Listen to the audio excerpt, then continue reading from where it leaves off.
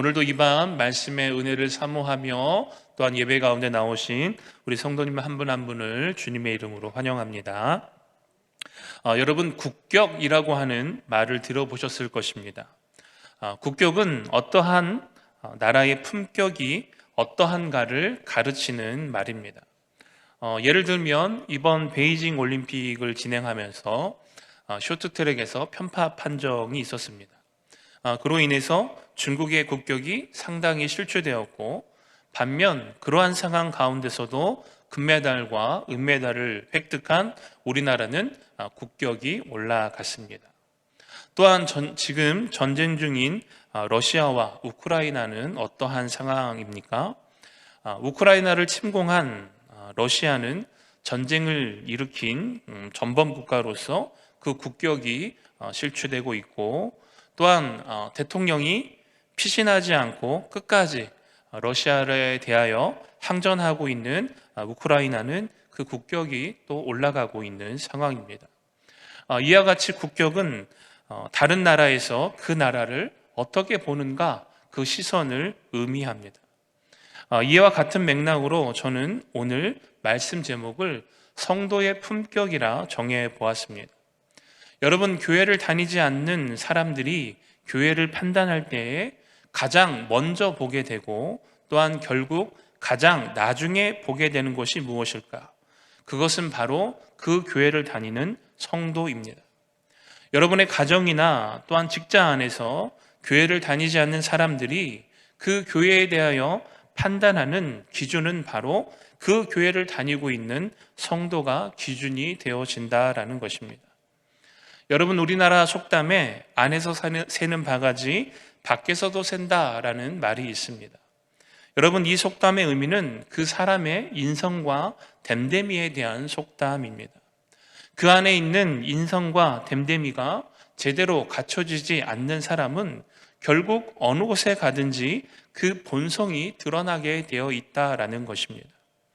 여러분, 이번 베이징 올림픽과 베이징 올림픽에서 나타난 편파 판정과 또한 지금 우크라이나를 침공한 러시아를 보면서 여러분은 그 두 나라에 대해 어떠한 생각과 마음을 갖고 계십니까? 여러분, 그와 마찬가지로 우리가 기억해야 될 것은, 믿는 우리가 성숙하지 못한 인격을 가지고 믿지 않는 사람들에게 대하는 태도를 통해 믿지 않는 사람들은 교회를 보며 예수님을 보고 하나님을 보게 된다라는 것입니다. 그러므로 믿는 우리는 성도라는 이름에 합당한 삶의 태도를 나타내야 하는 줄 믿습니다.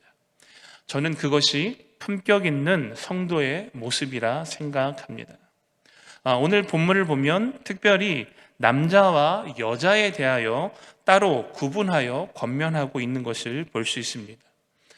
먼저 오해하지 말아야 할 것은, 오늘 본문에서 남자와 여자에 대하여 따로 한 권면은 성적인 차별이 아닌 어떠한 상황 가운데에서 어떠한 모습을 나타내야 하는가에 초점을 두고 있다라는 것입니다. 따라서 오늘 말씀을 우리가 이해하는 데 있어 남녀를 차별하여 권면하는 것이 아니라 어떠한 상황에 어떠한 자세를 가져야 하는가에 대하여서 집중하여 보아야 한다라는 것입니다. 따라서 이것을 마음에 두고 오늘 말씀을 함께 나누기를 원합니다. 먼저 8절 말씀에 보면 그러므로 라고 하는 접속사가 등장을 합니다. 먼저 여기서 이 그러므로는 우리가 평소에 사용하고 있는 앞의 문장과 연속성을 가지고 결론에 도달하는 용도가 아닙니다. 여기서 그러므로는 새로운 내용으로 전환하고자 사용되어진 접속사입니다. 즉 8절에 앞선 1절부터 7절까지의 권면이 끝나고 새로운 권면을 하고 있다라는 것이죠. 그 권면이 무엇입니까? 8절 말씀을 함께 보겠습니다. 그러므로 각 처에서 남자들이 분노와 다툼이 없이 거룩한 손을 들어 기도하기를 원하노라. 아멘. 먼저 바울은 사도적인 권위를 가지고 명령하고 있습니다. 그 명령은 무엇이냐면 공예배에서 실제적인 지침을 나타내는 지시사항입니다. 특별히 남자를 대상으로 국한이 되어 있는데 그것은 당시의 상황으로 보면 예배 시에 대부분 남자인 장로들이 기도 순서를 맡았기 때문입니다. 기도 순서를 담당하는 장로들을 향해 기도의 자세에 대해 권면하는 내용이 바로 이 8절 말씀입니다. 하지만 오늘 저는 이 말씀의 의미를 조금 더 넓은 의미로 적용하여서 교회 안에서 성도가 예배와 기도하는 자의 자세와 태도가 어떻게 해야 하는가에 대한 권면으로 적용해 보고자 합니다. 먼저 8절 말씀을 보면 각처에서라고 하는 기도의 장소가 먼저 등장을 합니다. 여기서 각처는 예배 또는 기도로 모이는 장소를 가리킵니다. 중요한 개념이 있는데요. 여러분, 예배의 처소 또는 기도의 처소를 가리킬 때 그 장소는 어느 곳이든 제약이 없어야 한다라는 것입니다. 그것이 도시이든 시골이든 또한 들이든 산이든 또 골방이나 또 초막이나 또 성전이나 궁궐이나 장소에 제약을 받지 않는다라는 것입니다. 여러분, 이 개념이 왜 중요한가 하면 그 당시 유대인들이 가지고 있던 생각 중 가운데 하나는 예루살렘 성전에서 예배나 기도를 드려야만 하나님께서 받으신다고 하는 생각을 갖고 있었기 때문입니다. 이방인들 또한 동일합니다. 우상을 섬길 때에 자신들이 제사를 드리는 신전에서만 기도를 드려야 그 우상이 자신들의 기도를 받는다라고 생각을 하고 있었습니다. 여러분, 실제적으로 수가성에 사는 사마리아 여인과 예수님의 대화를 통해서 보면 우리가 잘 이해할 수 있습니다. 요한복음 4장 19절로 21절 말씀을 보면 사마리아 여인이 예수님께 이러한 질문을 합니다. 우리 조상들은 그리심산에서 예배하였는데 당신들의 말을 들어보니 당신들은 예루살렘에 가서 예배해야 한다고 합니다. 라고 예수님께 질문을 하죠. 그 질문에 대해 예수님께서 어떠한 답을 주십니까? 요한복음 4장 21절과 41절 말씀을 보면 이렇게 답하십니다. 예수께서 이르시되 여자여 내 말을 미르다. 이 산에서도 말고 예루살렘에서도 말고 너희가 아버지께 예배할 때가 이르리라. 하나님은 영이시니 예배하는 자가 영과 진리로 예배할지니라. 아멘. 여러분, 우리가 예배에 관하여 또한 기도에 관하여 먼저 놓치지 말아야 할 것은 장소의 문제가 아니라는 것입니다. 예배와 기도를 드리는 사람의 자세와 태도가 더욱 중요하다라는 사실입니다. 성전이나 궁궐에서 예배와 기도를 드린다 할지라도 그 예배 드리는 자가 신령과 진정으로 예배하지 않는다면 그 예배는 하나님께서 받지 않으신다는 것입니다. 오늘도 동일합니다. 여러분, 교회에 나와서 대면 예배를 드리던 또한 여의치 않은 상황 가운데 온라인 예배를 드리던 중요한 것은 장소의 문제가 아니라 그 예배를 드리는 자의 자세와 태도에 있다라는 것입니다. 그러므로 어느 곳에 있든지 예배와 기도를 하는 모든 자의 그 모습 가운데 신령과 진정으로 하나님께 예배할 때에 하나님께서는 그 예배를 기뻐 받으실 줄 믿습니다. 따라서 오늘 저와 여러분의 예배와 기도하는 그 모습 가운데 신령과 진정으로 하나님께 나아가 예배하는 참된 예배자의 모습이 우리에게 있기를 주님의 이름으로 축원합니다. 이어서 8절 말씀을 보면 기도할 때 기도자의 자세에 대해 세 가지를 권면하고 있습니다. 첫 번째는 분노 없이 기도하라라는 것입니다. 분노와 화는 악한 감정의 표현입니다. 따라서 이 분노는 죄에 속합니다. 여러분, 가인은 분노로 인하여서 아벨을 결국 죽이고 말았습니다. 또한 사울 또한 어떻습니까? 분노에 사로잡혀서 다윗을 끝까지 죽이려고 했습니다. 따라서 이 분노가 있는 상태에서 기도하는 것은 죄를 품고 하나님께 기도하는 것과 동일하다라는 것입니다. 이러한 기도는 당연히 하나님께서 받으시지 않으십니다. 에베소서 4장 31절 32절 말씀을 보면 이렇게 기록되어 있습니다. 너희는 모든 악독과 노함과 분냄과 떠드는 것과 비방하는 것을 모든 악의와 함께 버리고 서로 친절하게 하며 불쌍히 여기며 서로 용납하기를 하나님이 그리스도 안에서 너희를 용서하심과 같이 하라. 아멘. 여러분, 우리가 예배할 때 또한 기도할 때 우리의 마음 가운데 분노의 감정이 아직 사그라들지 않고 남아있지 않다면 먼저 그 분노의 감정을 해결하신 후에 예배의 자리로, 기도의 자리로 나오시기를 바랍니다. 그래서 정말 우리가 어떠한 분노를 품고 그 예배의 자리로 나아가는 것이 아니라 그것을 먼저 해결한 후에 주 앞에 나와 예배함으로 말미암아 그 예배를 통해서, 그 기도를 통해서 부어주시는 하나님의 은혜를 받아 누리시기를 간절히 소망합니다. 두 번째는 다툼 없이 기도하라라는 것입니다. 다툼은 어떠한 분쟁과 논쟁, 토론하지 말고 기도하라라는 것입니다. 여기서 토론은 갑론을박을 따지지 말라라는 것이죠. 마태복음 5장 23절로 24절 말씀을 보면 이렇게 기록되어 있습니다. 그러므로 예물을 제단에 드리려다가 거기서 내 형제에게 원망 들을 만한 일이 있는 것이 생각이 나거든 예물을 제단 앞에 두고 먼저 가서 형제와 화목하고 그 후에 와서 예물을 드리라. 아멘.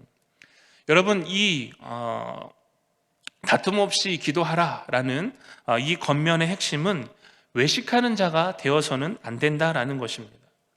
여러분, 당시 바리새인들은 예배의 외적인 면에만 치중을 하고 내적인 면은 중요시하지 않았습니다. 겉으로만 보여지는 경건과 거룩으로 인하여서 하나님을 속이는 자가 되었다라는 것입니다. 여러분, 아나니아와 삽비라의 죽음을 통해 우리가 얻는 교훈이 있습니다.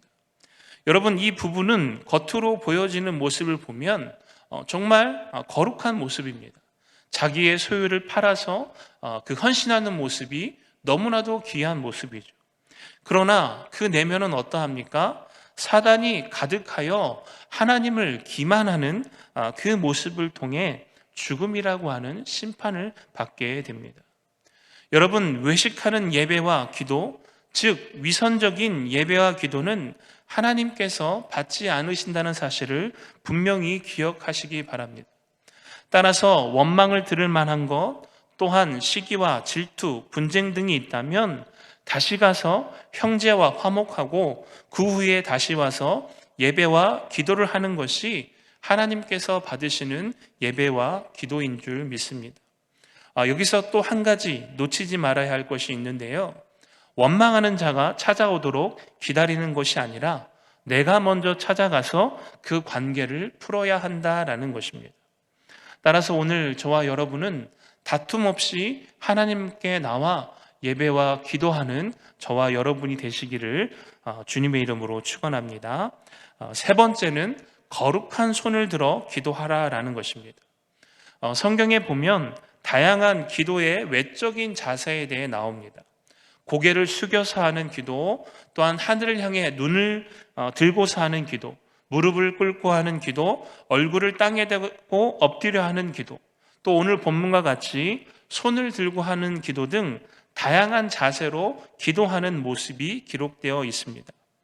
오늘 본문에서 거룩한 손 들고 기도하라라는 권면은 두 가지 측면에서 우리가 살펴볼 수 있습니다. 먼저 거룩한 손입니다. 여러분, 손은 우리 몸의 지체 가운데 가장 많이 사용되어지는 지체입니다.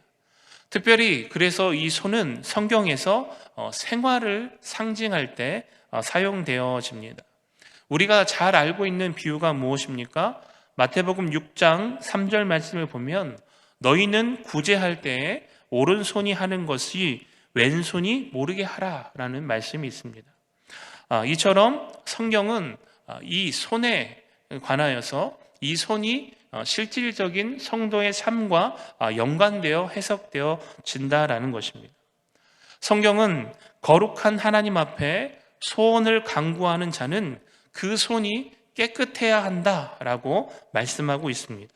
우리 말씀 한 구절을 찾아 읽기 원하는데요. 이사야 1장 15절 말씀입니다. 구약성경 969면 이사야서 1장 15절 말씀 우리 함께 찾아서 합독하겠습니다. 구약성경 969면 이사야서 1장 15절 말씀입니다. 찾으신 줄 알고 함께 합독하겠습니다. 시작.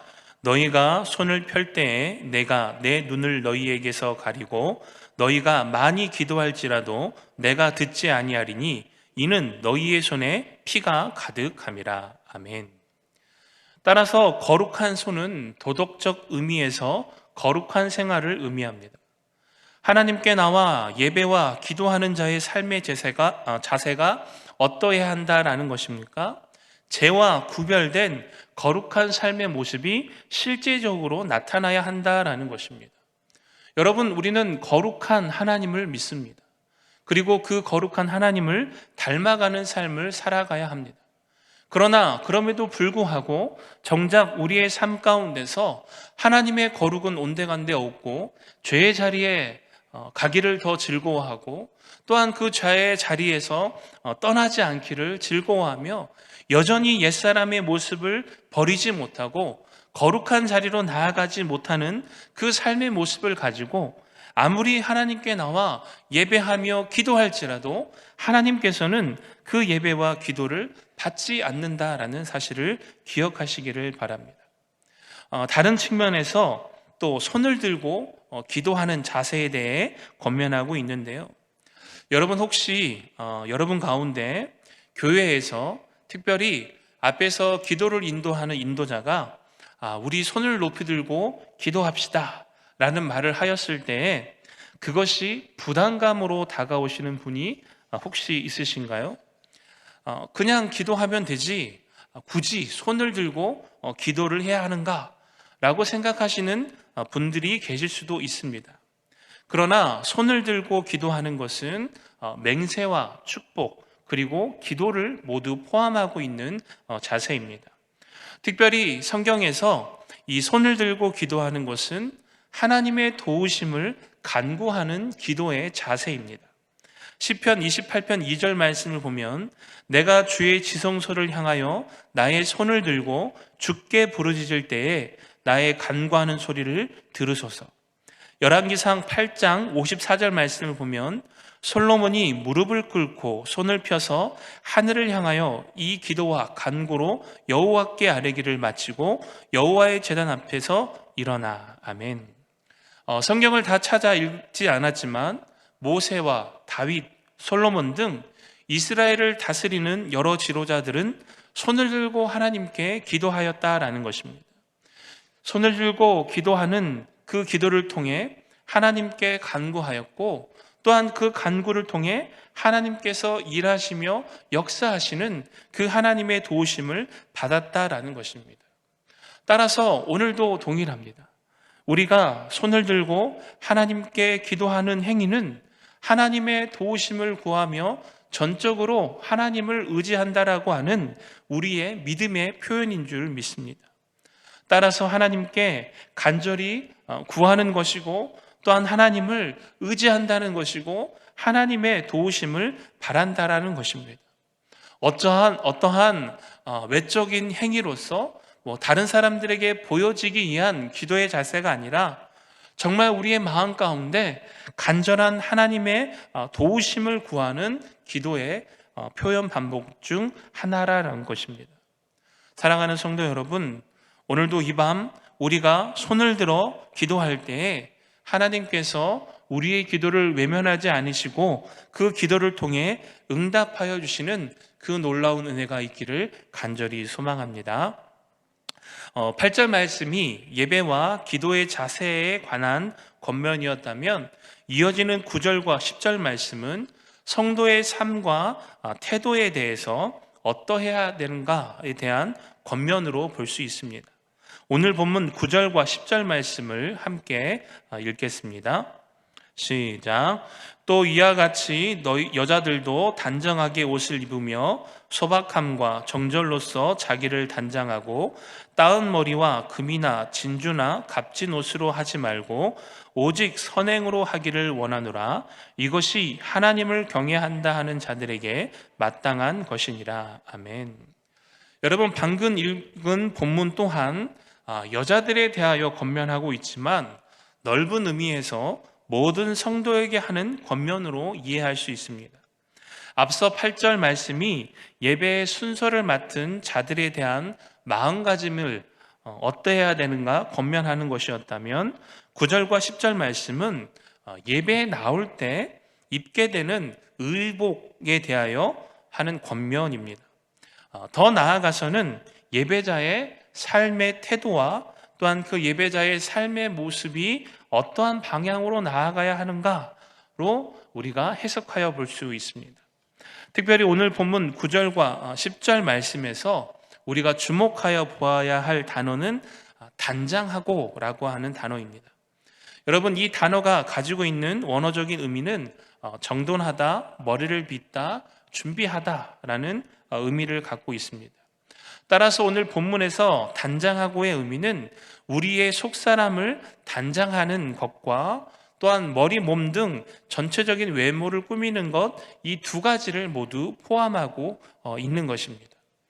먼저 오해하지 말아야 할 것은 성경에서 머리 단장과 몸 단장을 금하고 있는 것이 아니라라는 것입니다. 오늘 본문에서 강조하고 있는 초점은 사람의 허영심과 사치에 관한 것입니다. 9절 말씀을 보면 예배에 나올 때 단정하게 옷을 입으라 권면하고 있습니다. 이 본문을 이해함에 있어서 중점을 두어야 하는 것이 바로 이 허영과 사치로 인하여 겉모양을 단장하지 말고 단정하게 옷을 입음으로 말미암아 그 내면을 단장하는 것에 있다라는 것입니다. 바울은 따은 머리와 금이나 진주나 값진 옷으로 단장하지 말고 말 것을 권면하고 있는데요. 여기서 우리가 이 따은 머리를 이해할 때 우리가 흔히 생각하는 따은 머리가 아닙니다. 저도 둘째가 딸이라서 제 로망이 이제 머리를 따주는 것이 로망이라 나름 열심히 연습을 하고 있는데요. 그런 따은 머리를 의미하는 것이 아닙니다. 조금 쉽게 설명을 드리면 여러분, 우리가 TV나 드라마를 통해서 사극을 볼 때 궁궐에서 생활하는 여인들이 그 머리에 쓰는 가채라는 것이 있습니다. 이 둥그런 가채를 쓰고 그 위에 핀 같은 것을 꽂죠. 바로 그런 것입니다. 그 당시 이 따은 머리는 무엇이냐면 그 가채와 비슷한 맥락으로 이 부유한 자들과 또한 그 당시 여성들이 그 자신의 머리를 광주리만하게 꾸미고 그 위에 크고 작은 장신구를 꽂아서 꾸미는 헤어스타일을 의미합니다. 그래서 겉으로 보면 굉장히 화려하죠. 그리고 그 머리가 클수록, 머리의 헤어스타일이 클수록 또 많은 금은 보석이 박혀 있을수록 자신의 어떠한 화려함을 뽐내는 도구였다라는 것입니다. 그와 같은 맥락으로 금이나 진주나 값진 옷으로 치장하지 말라라고 하는 것은 무엇이냐면 결국 여성들을 향하여서 아무런 단장도 하지 말라 권면하는 것이 아니라 분수에 지나친 허영심과 사치에 빠져 정작 하나님 앞에서 힘써야 할 내면적인 아름다움을 버리고 외모에만 신경을 쓰는 것에 대한 경고를 하고 있다라는 것입니다. 여러분, 실제적으로 제가 사역을 하면서 또한 경험하고 권면했던 내용인데요. 예전에 섬겼던 교회 중 한 교회에서 역시 이제 찬양팀을 맡아서 지도할 때였습니다. 특이하게 이제 그 교회 같은 경우는 찬양팀의 그 싱어를 구성하고 있는 모든 멤버가 여성분이셨습니다. 나이가 30대 중반에서 이제 40대 초반까지 젊은 좀 그룹으로 구성되어 있는 찬양팀이었습니다. 아무래도 이제 앞에 서는 위치이다 보니까 옷을 입을 때 그 격식에 맞는 옷을 입어야 되는 상황이죠. 어느 날 싱어 한 분이 이제 그 봄을 맞이해서 옷을 한 벌 구입을 해서 입고 오셨습니다. 전도사님, 제가 정말 찬양팀 앞에 서는데 아무 옷이나 또 입을 수 없어서 또 봄을 맞이해서 기념으로 옷을 한번 뽑아왔다고. 그래서 굉장히 화려하고 그 핑크빛이 도는 그 원피스의 어떠한 그 눈에 보여도 확 띄는 그러한 옷을 입고 오셨습니다. 처음에 그분을 볼 때 정말 대단한 열정을 가지고 이 찬양팀을 섬기시는구나 라고 생각을 했는데요. 이것이 엉뚱한 방향으로 튀었습니다. 그 다음 주에 또 다른 분이 새 옷을 한번 또 뽑아서 입고 오셨습니다. 전사님, 저도 도전을 받아서 옷 한 벌 뽑았습니다. 정말 그분이 딱 그 찬양팀 앞에 섰는데요, 그분만 보입니다. 그 옆에 계신 분들이 하나도 안 보이고 그 새로운 옷을 입고 오신 분만 보이는 거예요. 그래서 앞에서 찬양 인도를 하는데 성령님들의 시선이 다 그분한테만 쏠려 있는 겁니다. 여기서 끝이 아닙니다. 그 다음 주에는 또 다른 분이 또 새 옷을 한번 이렇게 뽑아서 입고 오셨습니다. 그러다 보니까 어느 순간에 이 찬양팀의 그 옷이 패션쇼장이 되어버렸습니다. 더 화려하고 더 눈에 띄고 더 무엇인가를 꾸미는 모습으로 그 방향성이 다르게 흘러가는 상황이 되어버렸다라는 것입니다. 여러분, 그래서 제가 찬양팀을 모아놓고 찬양팀이 교회 안에서 어떠한 역할과 어떠한 위치에 있는가를 함께 나누고 특단의 조치를 내렸습니다. 단복을 입도록 하겠습니다. 그래서 이제 단복으로 다 통일을 시키고 그 사태를 무마했던 적이 있습니다. 여러분, 오늘 바울의 권면도 이와 동일합니다. 우리가 더욱 집중하여서 가꾸어야 할 것은 우리의 겉모습이 아니라 하나님과의 더욱 친밀한 교제이며 우리의 내면을 가꾸는 것에 더욱더 집중하고 힘써야 한다라는 것입니다. 따라서 오늘 본문에서 바울은 소박함과 정절과 선행으로서 성도 자신을 가꾸어야 한다라고 권면합니다. 여기서 소박함은 겸손을 의미하고 정절은 고상한 품격을 의미하며 선행은 선한 행실로서 하나님의 말씀에 순종함으로 하나님의 사랑을 나타내는 삶을 가리킵니다. 여러분, 이것이 품격 있는 성도의 모습인 줄 믿습니다. 여러분, 실제로 주변에 보면 화려하게 꾸미지 않아도 또한 단정한 모습과 언행을 통해서 정말 그 신앙과 믿음의 깊이가 있는 그 성숙한 모습을 보여주시는 분들이 계십니다. 목회자인 제가 몇 마디 대화를 나눠봐도 정말 도전이 되시는 성도님들이 계시죠. 정말 그분들이 사역을 하시는 그 모임이나 공동체를 보면 가서 크게 화려하게 어떠한 일을 추진하거나 어떠한 사업을 진행하는 것이 아니라 단순히 만나서 교제하고 차 한잔 마시고 다독거리는 사역임에도 불구하고 그 그룹과 공동체가 굉장히 건강하게 세워지는 것을 볼 수 있습니다. 사랑하는 성도 여러분, 오늘 우리가 가꾸고 꾸며야 할 것은 우리의 겉모습이 아닌, 외모가 아닌 우리의 내면인 줄 믿습니다. 우리의 내면이 더욱더 하나님과 친밀하여지고 더욱더 그 하나님의 성품을 닮아가고자 하는 그 모습이 우리에게 있을 때에 그러한 우리의 모습을 보고 하나님을 알지 못하던 또한 하나님께 대하여 관심이 없던 믿지 않는 자들이 그 모습에 마음이 열리고 또한 그 모습에 도전이 되어서 하나님께로 인도되어지는 그 놀라운 삶의 역사가 우리에게 나타나기를 간절히 소망합니다. 또한 교회 안에서 서로 믿는 자로서 성숙한 내면의 아름다움을 나타내므로 말미암아 교회 안에 분쟁과 시기와 질투가 자리 잡지 못하기를 간절히 소망합니다. 오늘 말씀을 마치며 성도는 예배와 삶 두 가지를 모두 붙잡아야 합니다. 따라서 예배와 기도의 자리로 나아갈 때는 분노와 다툼이 없이 거룩한 삶으로 주님께 나아가야 하며, 또한 우리의 삶이 겉으로 보여지는 화려함에 관심을 가지는 것이 아니라 겸손과 정절과 선행을 통해 우리의 내면을 가꾸는 일에 더욱더 관심을 가짐으로 말미암아 하나님의 성품을 닮아가는 성도의 삶의 모습이 되기를 간절히 소망합니다.